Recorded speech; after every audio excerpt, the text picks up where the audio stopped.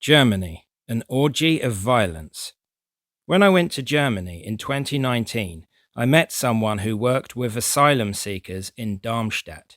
They told me in 2017 one of their clients, a supposedly 17-year-old Afghan, had been dumped by his German girlfriend and had then stabbed her 17 times. The 17-year-old girl was left in a critical condition and was lucky to live. Sure enough, the Afghan had come in 2015, a guest of Mutti. He only received a 7-year sentence. Scarily, on several occasions, my acquaintance had stayed the night in the same facility as the psycho. When I visited Darmstadt, it had noticeable groups of migrants gathering in the center, playing Arabic music on their subsidized smartphones.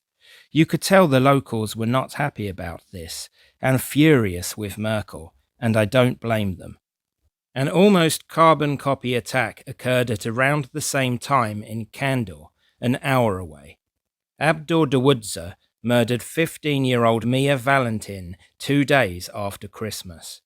The Afghan, another one, who was already known to the police for violent behavior, claimed she had threatened him, and that's why he stabbed her repeatedly with a bread knife. Dawoodza had, again, come to Germany in 2016. He was convicted and sentenced to only 8.5 years, but committed suicide, oh no, soon afterwards. The story was huge in Germany, with the AfD criticizing the lenient sentence and the fact X-rays had proven Dawoodza was actually between 17 and 20 years old, yet he was still tried as a minor. On top of this, he was one of these failed asylum seekers that we know so well in the UK, still at large despite his application being declined. As the AfD says on this subject, in reality, almost every asylum seeker who entered the country illegally stays here permanently. This situation is intolerable. There have been dozens of Mia Valentins around the country. If not murdered, then raped or assaulted. Muriel Bold was stabbed in similar circumstances also in 2017. Her killer was Ahmed S., a 29-year-old Afghan pretending to be 18. He had also come in 2015. He was tried as an adult and sentenced to life. An Iranian refugee raped and murdered 19-year-old Maria Lardenberger in 2016.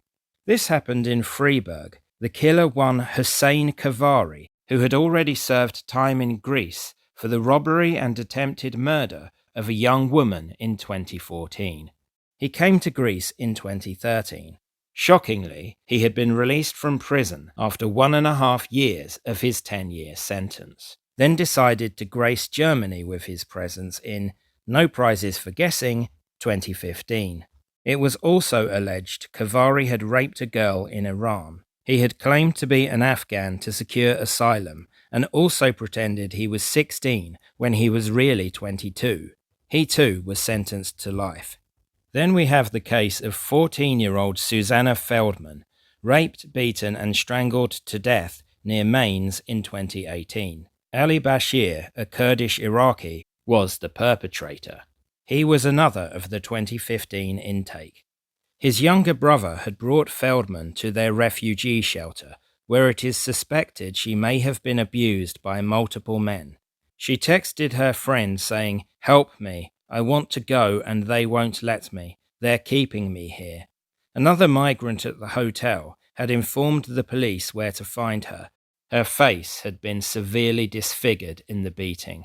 Bashir was another failed asylum seeker still at large and was known to the police for violence. He had been accused with others of raping an 11-year-old girl in the same shelter.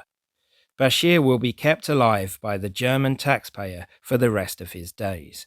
Reacting to the news of another migrant rape, Feldman's mother is quoted as saying, "These bastards, who is this woman, Merkel, bringing into the country? Is the woman dumb, blind, deaf, or is she doing all of this intentionally?" Indeed, all 4 killers I've described had entered the country during the Merkel madness. 4 beautiful young women were dead, and it needn't have happened. It's not just girls and young women who are victims. Daniel Hillig was stabbed to death in Chemnitz in 2018, the result of an altercation between locals and asylum seekers. A 2015 Syrian migrant, Alaa Sheikhi, was convicted of manslaughter and sentenced to 10 years. An Iraqi man, Farhad A., is also alleged to have stabbed Hillig but fled back to Iraq.